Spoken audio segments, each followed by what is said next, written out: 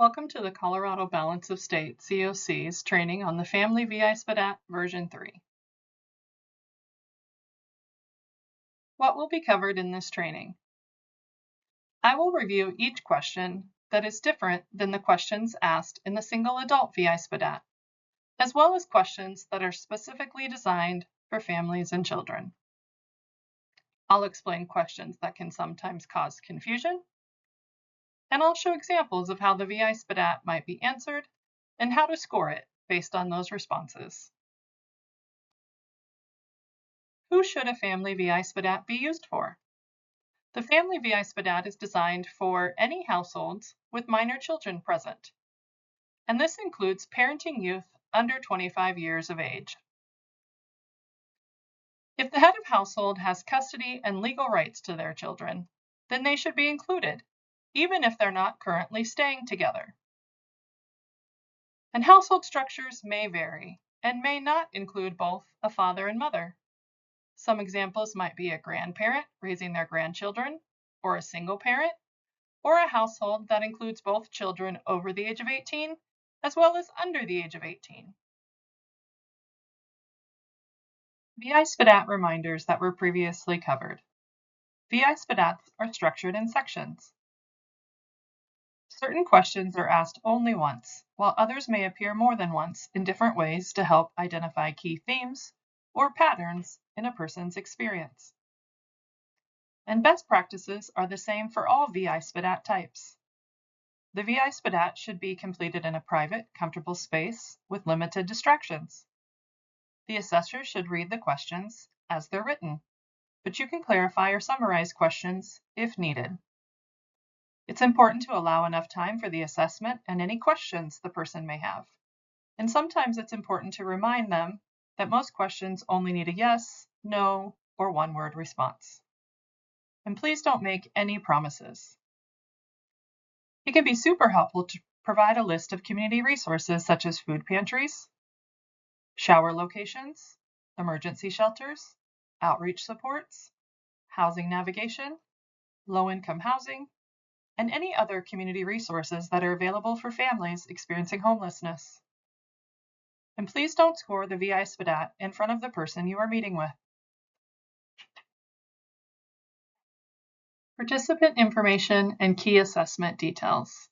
As a reminder, if you've already completed other paperwork like the HMIS intake document, you do not need to ask questions again when you already have the information.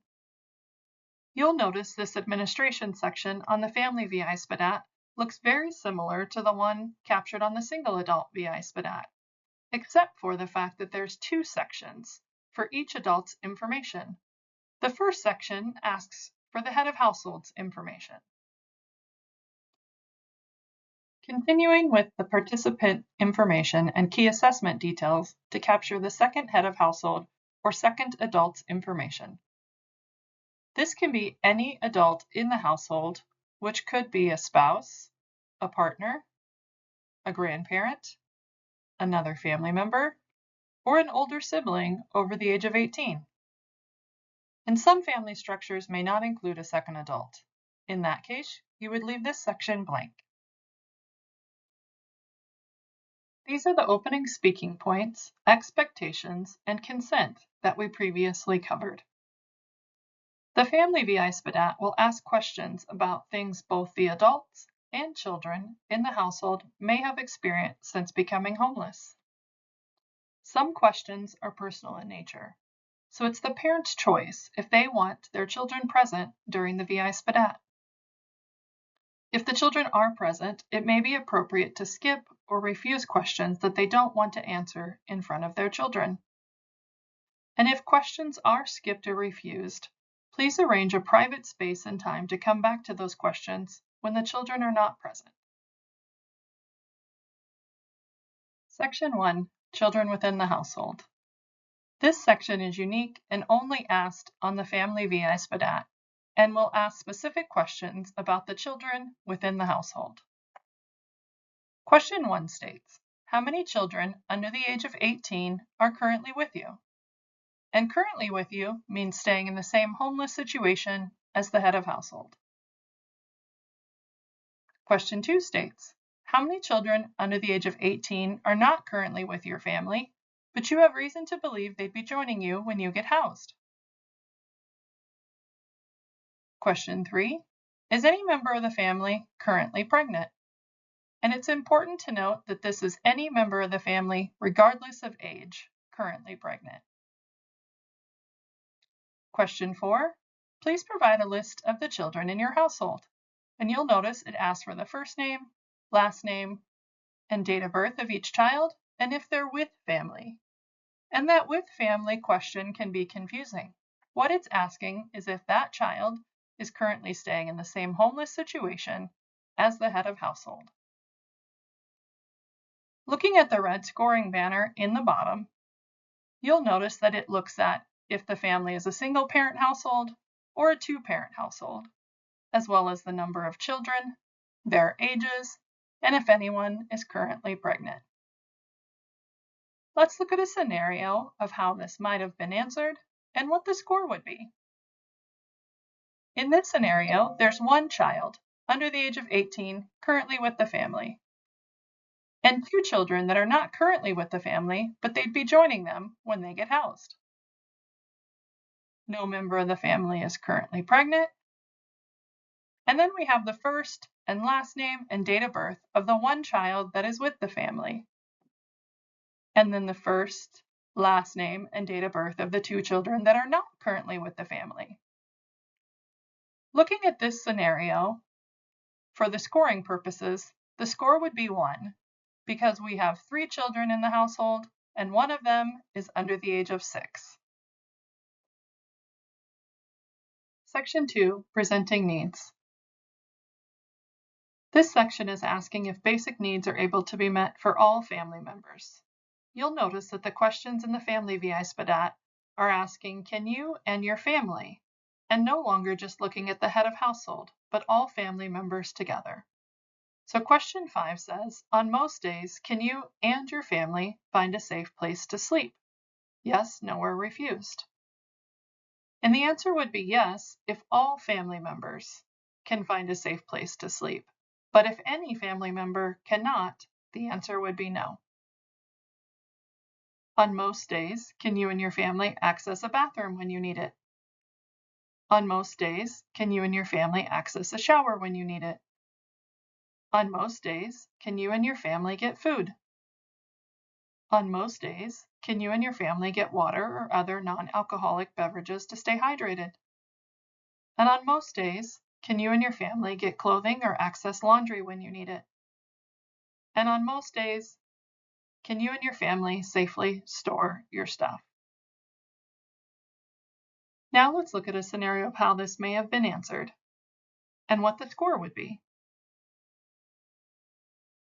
In this scenario, the head of household and all family members are able to meet all of their basic needs.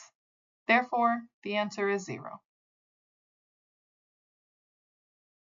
Continuing on in the Family VI SPDAT, we'll look at question 13, which asks about threats of violence, as part of the question is worded differently in the Family VI SPDAT than in the Single Adult Assessment.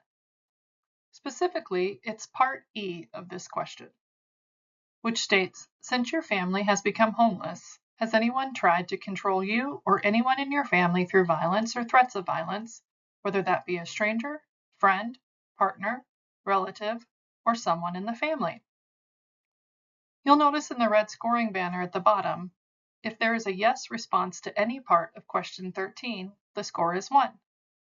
Let's look through a scenario of how this might have been answered and what the score would be. Because there is a yes response to part of question 13, whether that be a 1 yes response or these 4 yes responses, the score is still 1. Continuing on to questions that are specifically asked only in the Family VI SPDAT, let's look at question 14, option E, which asks about legal challenges.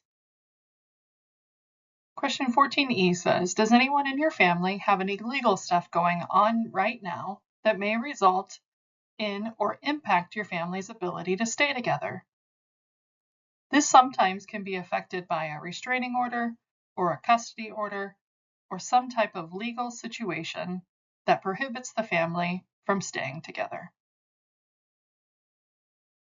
Looking at the red scoring banner in the bottom, you'll notice for questions 14 and 15, if there's a yes response to any of these two questions, the score is 1. Let's look at a scenario of how this might have been answered and what the score would be. You'll notice in this scenario that we made up, question 14b has a yes response. Therefore, the score is 1. Continuing on, questions 19, 20, and 21 ask about income received and debts owed. Specifically, the wording in question 20 is unique for the family via SPDAT, and it says, do you or anyone in your family get any money from the government, a job, alimony, child support, working under the table, day labor, an inheritance or pension, or anything like that? And remember, this question can be summarized by asking if there's any money coming into the household. Notice the red scoring banner at the bottom says they get a score of 1 if any of the conditions are met. Let's look at a scenario of how this might have been answered and what the score would be. You'll notice in this scenario, the score is 1 because we have a yes response to question 19 and 21. Continuing on, questions 31 through 39 are specifically asked in the family via SPDAT and reference scenarios that families may have encountered since experiencing homelessness. Let's look at these questions individually. Questions 31 and 32 ask about Child Protection Service and family legal issues. Question 31 references things that may have happened in the past 6 months, so it can be helpful to count back that time frame.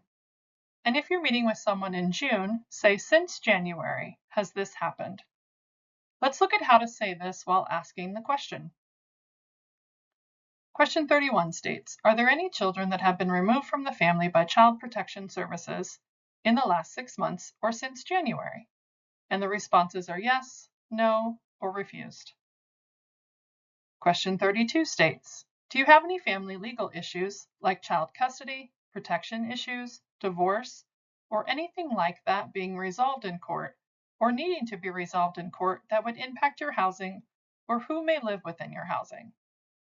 And it's important to note that question 32 doesn't mean that legal documents have been filed, but that documents may need to be filed. Looking at the red scoring banner in the bottom, you'll notice the score is 1 if there's a yes response to either question. Now let's look at a scenario of how this might have been answered and what the score would be. Since there is a yes response to question 32, the score is 1.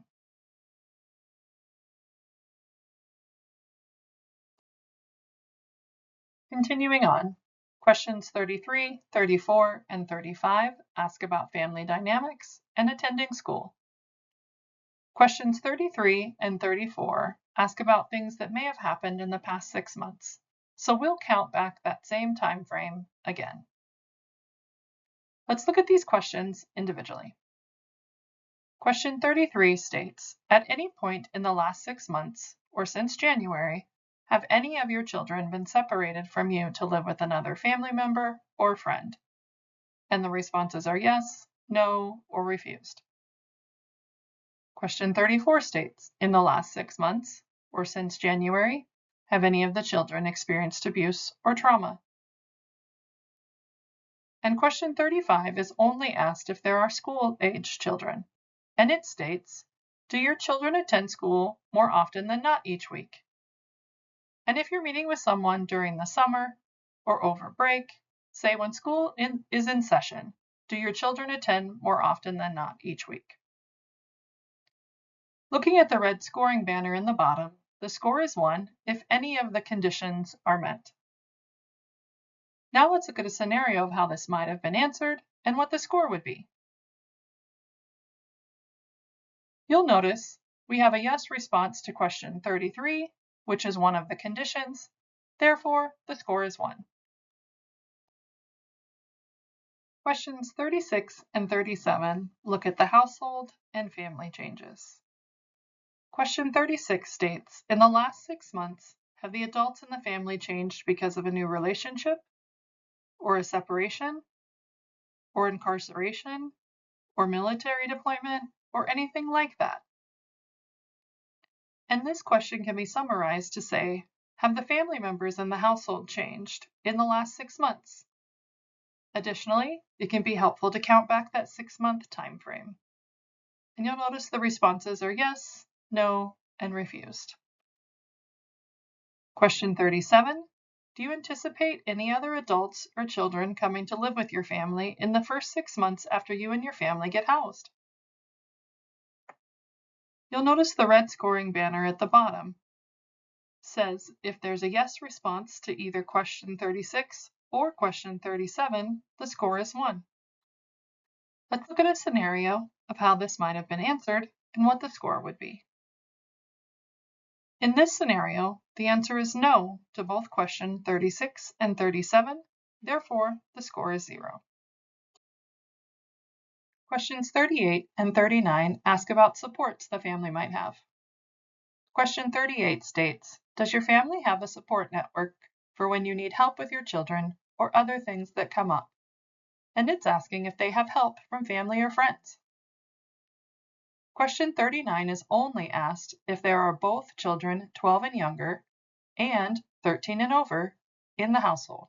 And it states, in your household, do the older kids spend 2 or more hours on a typical day helping their younger siblings with things like getting ready for school, homework, dinner, bathing them, or anything like that? And it's asking if the older siblings spend a considerable amount of time helping their younger siblings. Let's look at the red scoring banner in the bottom. It states that the score is 1 if there's a no response to question 38 or if there's a yes response to question 39. Let's look at how this might have been answered to see what the score would be. In this scenario, you'll notice there is a no response to question 38, therefore the score is 1. You'll also notice that we're at the end of the assessment because there's a total score box at the bottom. Adding up the score from the scenario we've made up, the score on this assessment would be 8. It's important to note that since there are more questions in the Family VI SPDAT, it has a maximum score of 20 points. And as a reminder, please don't score the assessment in front of the family you're meeting with. Also, if you complete the full VI SPDAT and enter it into the Colorado HMIS database, it will be scored for you. Scoring range and contact information. Historically, org code and communities that use the VI SPDAT have looked at scores to help inform the housing intervention that may be best for participants. The recommended course of support could be if someone scores between a 0 and 3 on the Family VI SPDAT, that they would be assessed for the least intensive supports, which may include just deposit assistance or first month's rent. And if the score is between 4 and 8, the family might most need moderate or often time-limited supports, like rapid rehousing or transitional housing. And if the score is 9 or above, the family might need high-intensity supports lasting for a longer duration of time, or perhaps even permanently, like permanent supportive housing. In the Balance of State COC, we're trying to view the score as just one of the details for participants, but not the only detail that should be considered when selecting families for housing resources. It's most important to get contact information that can include a phone number or email address, an outreach location where the family can be found, family or friends, or a caseworker that they're connected with. This tells us how to get a hold of the head of household if they're selected for a housing resource. These will be the way someone will try to get in touch with them. Up next, we'll take a closer look at the Transition-Aged Youth, or TAY VI SPDAT, including who to use it for, how it's structured, and questions that are specific for youth and young adults.